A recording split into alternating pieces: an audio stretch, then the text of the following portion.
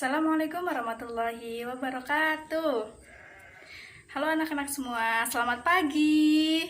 Bagaimana kabarnya hari ini? Semoga kalian sehat selalu ya. Baiklah, untuk pembelajaran hari ini kita akan membahas bab 6 yaitu Indonesia Kaya Raya pada bagian dampak pengambilan sumber daya alam dan upaya pelestariannya.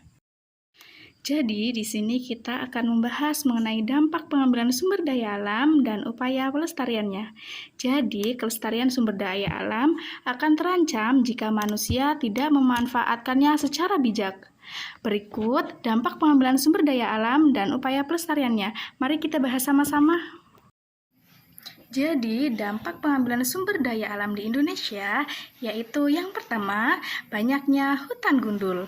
Kalian tahu nggak sih apa yang menyebabkan hutan gundul? Jadi, hutan gundul disebabkan oleh penebangan secara besar-besaran. Misalnya, untuk keperluan lahan perkebunan dan keperluan pembangunan.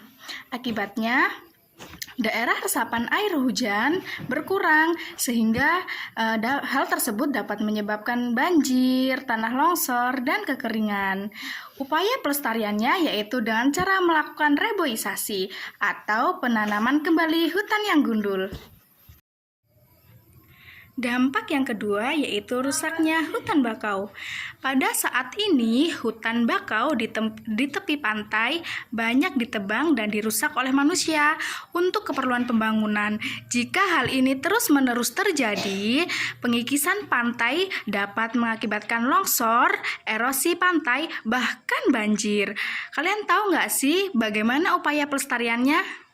Jadi, upaya pelestariannya yaitu dengan cara reboisasi hutan bakau, serta membersihkan hutan bakau dari sampah dan limbah.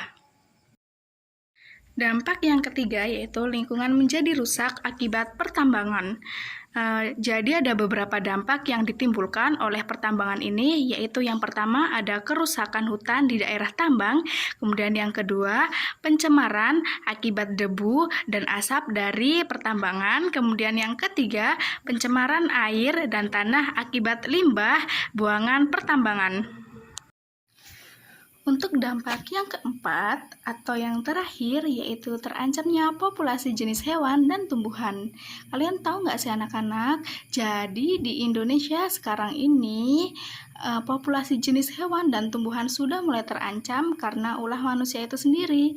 Jadi pemanfaatan flora dan fauna di Indonesia jika tidak diikuti pelestarian akan berakibat pada punahnya jenis hewan dan tumbuhan tertentu.